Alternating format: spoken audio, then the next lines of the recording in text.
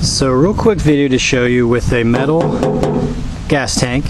I took the reciprocating saw, and again for the universal tank I need to cut out about, depending on the size of the internal fuel tank, about 2 to 3 inches of the tank itself so it can clamp down. So what I did is I took the reciprocating saw, cut straight after I traced it, cut straight around the line as far as I could, and then cut at another angle because you can't bend the metal saw. So I continued to just continue doing that until I got as close to a circle as I could and got it out of there. And again, the metal blades I used, I just got them from Home Depot.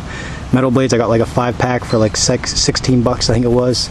So that's how I got the internal fuel pump out of the metal gas tank.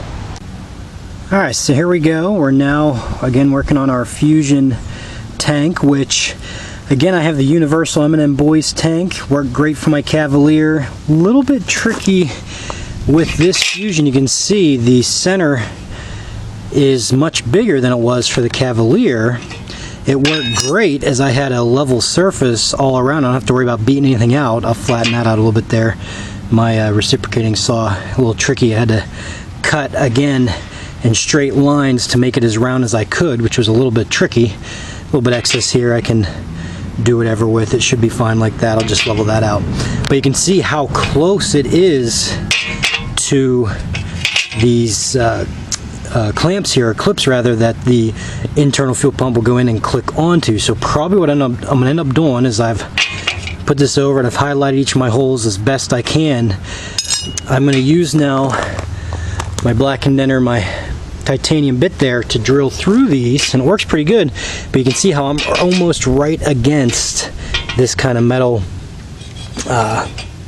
clamp here, I guess, for the internal fuel pump. So I think how I'm going to do it is I'm going to drill out these holes, get it to where it'll slide down over.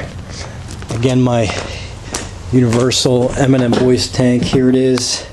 Still got the internal fuel pump of the Cavalier on there. It's just sitting there, pull right out. But you see how, again, this was plastic, but these, what is there, 7 of those going around there. I'm going to have to get it to line up so I can get it down for the Fusion. Then, after I do that, I'll put the fuel pump in and clamp it.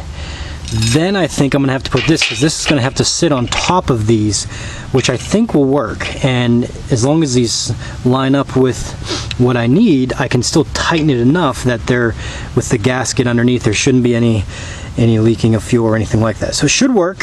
So here we go. Trying to get the Fusion tank hooked up so that we can fire up. And kind of the neat thing with the Fusion is right here in the center, that black covering was there, and this is the power for the fuel pump, and here it's just a 1. There's no return line in this one, so this is it. So I should be able to even set the tank there and see if this baby will work as is, and then I'll get my rubber fuel lines later and drill up through there. But for now, this should work to see if everything will work. So here we go.